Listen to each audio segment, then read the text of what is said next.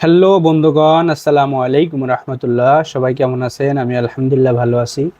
প্রতিদিনের মতো আজকেও আপনাদের জন্য নিয়ে আসছি নতুন রান্নার ভিডিও। আমার প্রতিদিনের নতুন নতুন রান্নার ভিডিও নেয় আজকেও নিয়ে আসছি নতুন একটা রান্নার ভিডিও। আপনারা সাথেই থাকুন বন্ধুগণ। আজকে রান্না করব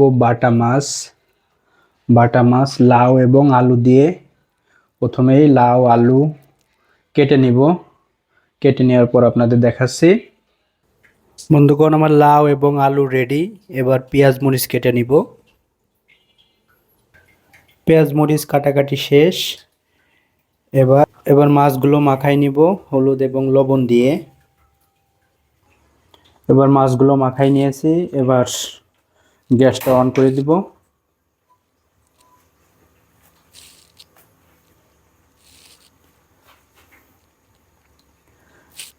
কড়াই গরম হয়ে গেলে তেল দিয়ে দিব।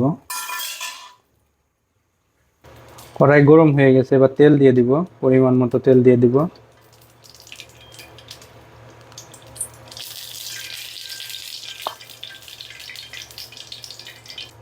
তেল গরম হয়ে গেছে, এবার মাছগুলো ছেড়ে দেবো এক এক করে।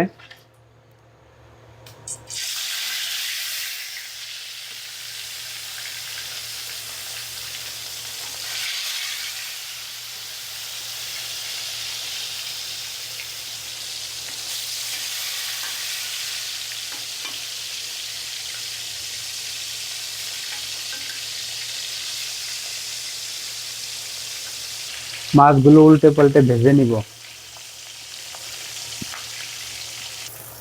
মাছগুলো ভাজা শেষ, এবার নামিয়ে ফেলবো।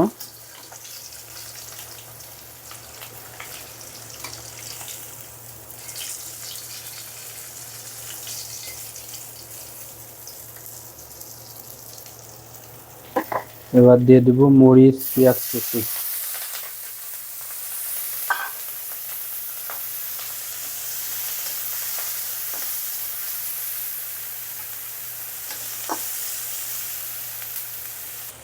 এবার দিয়ে দিব অল্প একটু আস্ত জিরা।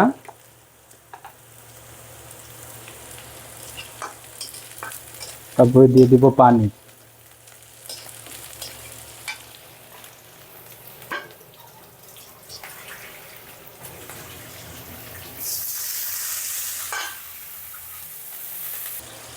এবার দিয়ে দিব পরিমাণ মতো লবণ।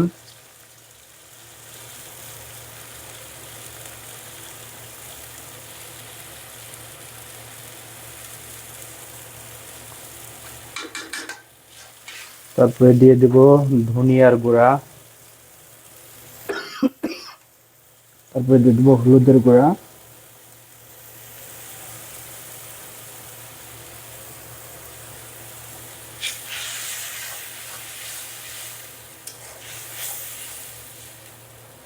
এবার এটা কিছুক্ষণ কষাই নিব।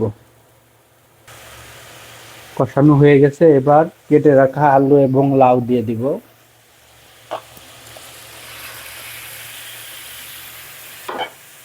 আলু এবং লাউ ভালো করে উল্টে পাল্টে নিব। এবার ঢাকনা দিয়ে 5 মিনিট ঢেকে রাখবো সিদ্ধ হওয়ার জন্য।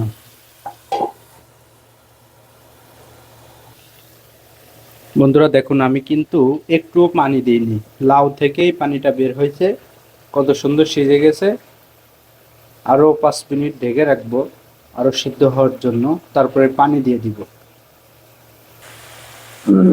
পানি একদম শুকাই গেছে, এবার পানি দিয়ে দিব।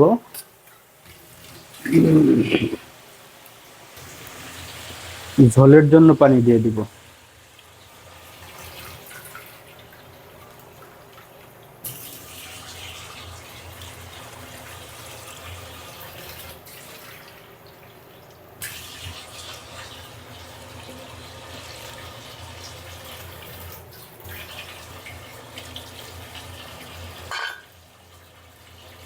এবার 10 মিনিট পরেই মাছটা দিয়ে দিব। বন্ধুগণ, এবার মাছটা দিয়ে দিব। মাছ দিয়ে দিব এখন।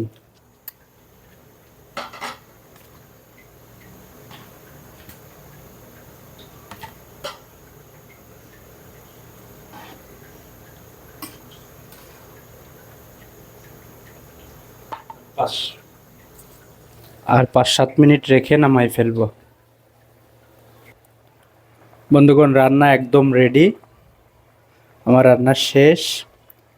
সবাইকে অনেক অনেক ধন্যবাদ যারা এত ধৈর্য নিয়ে আমার ভিডিওটি দেখছেন। আসলে আমি আবারও বলি, আমি ব্যাচেলার, সেজন্য কম কম রান্না করি। আপনারা যারা যারা ধৈর্য নিয়ে আমার ভিডিওটি দেখছেন, সবাই আমার জন্য দোয়া করবেন এবং আপনাদের জন্য প্রতিদিন ভালো ভালো ভিডিও দিতে পারি সেই দোয়া করবেন। আপনাদের সবাইকে অনেক অনেক ধন্যবাদ। আজকের মতো বিদায় নিচ্ছি। আল্লাহ হাফেজ।